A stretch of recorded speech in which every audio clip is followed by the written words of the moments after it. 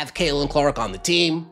A lot of comments, reactions regarding last night's game. The Indiana Fever, when they run Stephanie White's system without Caitlin Clark, they're better without Caitlin Clark when they run Stephanie White's system. They're not a better team, but they run that Stephanie White system better when they have a point guard that can't do the things that Caitlin Clark could do. A lot of reactions from yesterday. And you know what?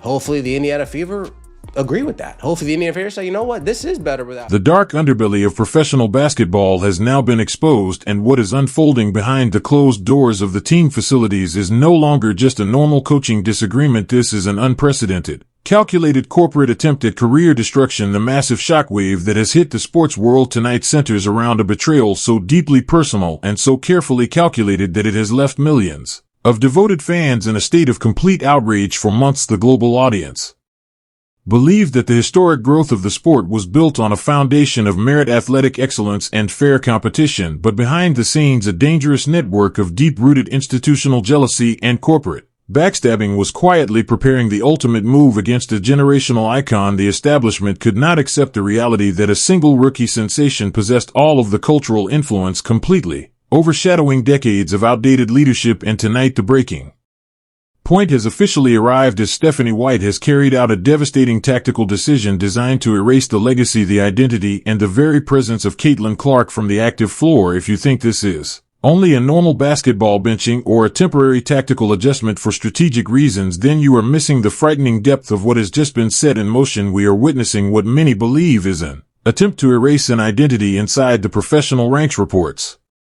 coming directly from the team's locker room reveal that the coaching staff did not simply make the controversial decision to remove the franchise's biggest attraction from the starting lineup. They went one step further by officially attempting to reassign Caitlin Clark's iconic number 22 jersey to another player on the roster. In the comments for IDX Texas is right there. This is straight up CC shade.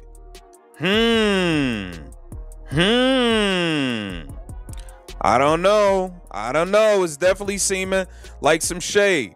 You already, and the team is better without Caitlin. Talks have already started. Her system works when CC is not in. CC interrupts her system because CC is her own system. You know what I'm saying? Look, she's low-key shading CC. Trade Caitlin, stop wasting her prime. You know what I mean? So, I mean, this is, everybody is saying she's shading Caitlin Clark. I felt like it was a bit of, it could have been something there. It might be something there. Stephanie White is definitely feeling herself after getting a win without Caitlin Clark. They took the podium. This is a direct, calculated effort to completely strip away her professional identity, sending a clear and hostile message to the entire world that the league establishment wants Caitlin Clark completely gone. The sheer disrespect of taking a globally recognized symbol of greatness and giving it to another player has sent a massive shockwave through front offices, exposing a dark systemic plan that has crossed the line from professional sports into deliberate personal destruction. But the corporate figures behind this move completely misjudged the fierce, unwavering loyalty of the modern basketball audience, and their controversial plan has now run into a massive immovable wall in the form of Sophie Cunningham, known across the basketball world for her unapologetic intensity and fearless approach. Sophie Cunningham has officially stepped onto the front line of this growing battle, completely dismantling Stephanie White's narrative in a public show of truth that has left many around the league with no answer. I think that, honestly, I don't know what our league does to help with that. If they really do anything, you can put out statements as much as you want, but at the end of the day, you're in an entertainment business. That's when mental toughness comes in. If you're going to live by praise, you're going to die by the hate. And so I think that's on the individual person to have mental toughness. Some people can deal with it, some people can't. And I think you can see the ones who can. And unfortunately, there are some who can't. And it's not beneficial to them. But you can't control what other people say or what other people do. All you can do is control yourself, how you treat people. Speak up, and support people who, maybe don't have a voice or don't have the courage to do that, but it's one of those things. You're in the entertainment business and you have to expect it.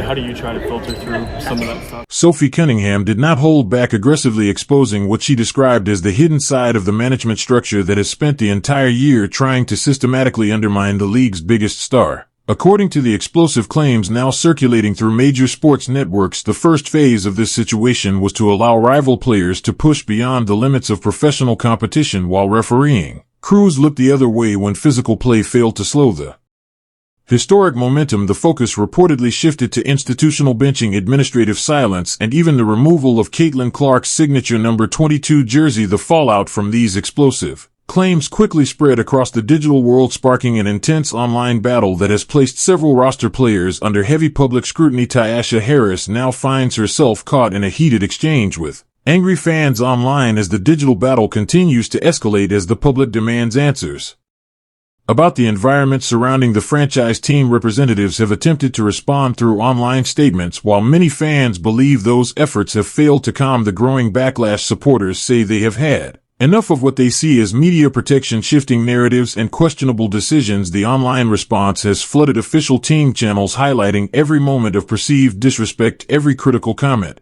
directed toward Caitlin Clark, and every effort that fans believe has minimized the seriousness of this ongoing controversy. But I think she did. She said, y'all be preying on people's downfalls. Y'all got to stop putting down others to support y'all favorite. I had a bad shooting night for sure, but we got the dub. And what does that help our team as a whole? And whoever is your favorite, we all trying to help in any way we can. So that was Tyasha Hines-Allen. Said on over here to her ex. Tyasha Hines-Allen said, why y'all keep telling me to log off, Left? So it's my own off day. Athletes can't have conversation without people thinking I'm fighting. My life is blessed, and I am highly favored. Simon said, hey, Ty, you got to get offline. Very unprofessional to be fighting with fans on X. Support y'all favorite. Also, making statements like this is toxic for team cohesion, making it sound like you have a resentment for CC and feeding into the online narratives. Try to have less than skin. Wow. Then she stated, my point, made up narratives, and I'm having a conversation like everybody else do on Twitter. Our team is good in the locker room. Trust me. Reread my tweet so you can fully comprehend. No one's holding resentment. We all trying to help in any way, shape, or form. I don't know, man. I don't know. You can't be saying nothing, bro. Somebody said you are not everyone else. You're a public figure on a major professional sports team who is... To truly understand the frightening speed of this system collapse, you have to look directly at the economic reality that is now threatening to seriously damage the franchise. The fan base has declared total opposition to the establishment, coordinating a massive nationwide backlash that has left ownership facing enormous financial pressure. Premium ticket buyers, stadium suite holders, and global broadcasting partners who invested heavily in the league expecting to watch a generational star perform are now reconsidering their commitments. Stadium entrances are seeing fewer fans. Local stadium businesses are feeling the impact, and corporate sponsors are reportedly reviewing major marketing agreements because of growing consumer dissatisfaction. The establishment played a dangerous game of internal politics and is now being forced to watch its financial foundation come under increasing pressure. The concern inside executive boardrooms has reached a critical point as high-level network executives continue pressing the league's central office. Television executives have reportedly argued behind closed doors that the product being delivered is not what audiences expected, claiming that benched stars and controversial decisions do not produce the audience numbers that were anticipated. The coaching staff, who believed they could control the narrative through corporate public relations, now find themselves facing growing criticism, realizing that many fans are unwilling to spend money supporting a system they believe rewards politics over greatness. The foundation is beginning to crack from within, and no amount of media messaging can fully hide the growing concerns, the quieter arenas, and the declining atmosphere. We are now witnessing what many believe could become a defining moment for modern sports entertainment. Those who pushed this controversial situation are discovering that the paying public ultimately has the power to decide where its support and money will go. As legal discussions continue behind the scenes. Oof. How is anybody truly motivated by this woman? This is why I can never put a jealous has-been in charge of a star. Too damn petty. your first statement is to throw shade at CC, you're that proud of your slow-ass system. Stephanie White is so unprofessional, she didn't even memorize the script. She had to have it in her hand. Yikes. Stephanie White voting Ty Harris for MVP. Shout out to you. We notice how much harder they play when Caitlin is out. They all of a sudden know how to rebound and screen better. I'm seeing that a lot as well. That apparently the team knows how to rotate on defense when Caitlin Clark's out. Shocker. They know how to grab more rebounds when Caitlin Clark is out. Shocker. They know how to hold screens when Caitlin Clark is out. What a surprise. What a surprise. Interesting. Then we have this post-game interaction of Becky Hammond smiling and chuckling with Stephanie White at the end of the game. I smell something fishy here. Uh-oh. You got Stephanie White. Come here, Becky. Give me a hug. Come here. Give me a hug. Give me a hug. This is it. This is what happened right here. This is what happened right here. Come here, Becky. Give me a hug. Give me a hug. Yeah, thank you for sitting, Kennedy Carter. Thank you. We really needed to keep this narrative going. I appreciate you so much. Appreciate you so much for keeping Kennedy Carter. Oh, and you sat Asia Wilson this game too? Thanks for sitting Asia Wilson. I appreciate that. Man, you really helped this narrative keep going. All right, see you later. Bye. Bye, bye, bye.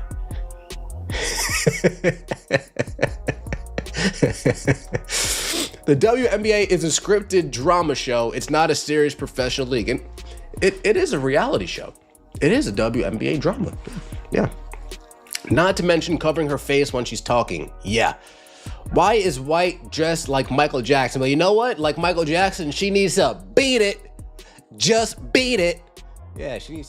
Internal whistleblower communications are reportedly reaching alternative media outlets by the hour, and the names of the individuals who approved these administrative decisions are now being linked to what many are calling one of the biggest controversies in professional sports history. The era of silent acceptance appears to be over, replaced by growing demands for major changes, including the removal of the coaching staff, the replacement of league leadership, and the restoration of what many fans believe is the true integrity of the game. This has become a major structural conflict that many supporters believe mainstream media organizations are not fully covering because of their financial relationships with the league's corporate partners. If you believe the sports world deserves to hear the full story behind this coaching controversy, the jersey dispute, and the player support shown by Sophie Cunningham, subscribe to this channel right now and turn on all notifications so you never miss our Caitlin Clark plays, they throw up 100. Old C note. No one cares but the 20% of the Caitlin Clark hater fans. Stephanie White is the worst coach in the WNBA by far. Even the coach works to undermine Caitlin Clark. It's a league mandate. I've tried to tell y'all this is all about agenda, and Stephanie White's leading the pack.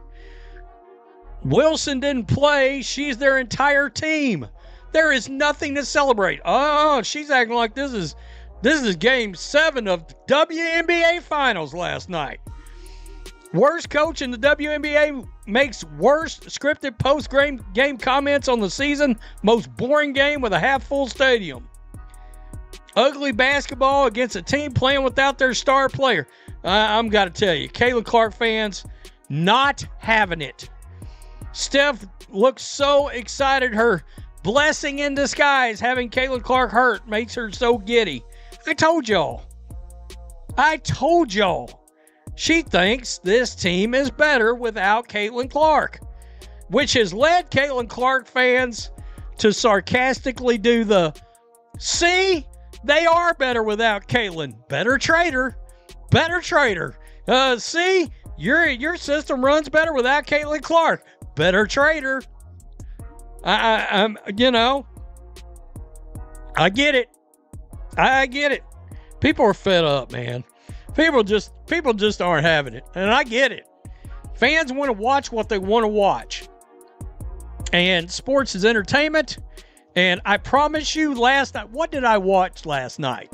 In lieu of watching this bullshit game. We are tracking reports of growing efforts that supporters believe are trying to silence this conversation, so do not let this story disappear. Share this video with every basketball fan you know, because the concern surrounding this situation continues to grow, and many believe this is the moment to speak out against what they see as serious institutional problems, but the internal chaos appears to go far beyond a normal online backlash. Reports now claim that an emergency communication from inside The franchise's corporate offices has revealed growing concern following Sophie Cunningham's public comments. According to those reports, franchise ownership quickly contacted the league commissioner as the controversy spread. Across social media, the alleged communication reflects an organization facing intense pressure as the situation continues to escalate. Do not wait for the mainstream media to tell the full story. Stay with this channel as we continue covering the latest developments and any verified legal updates involving the WNBA.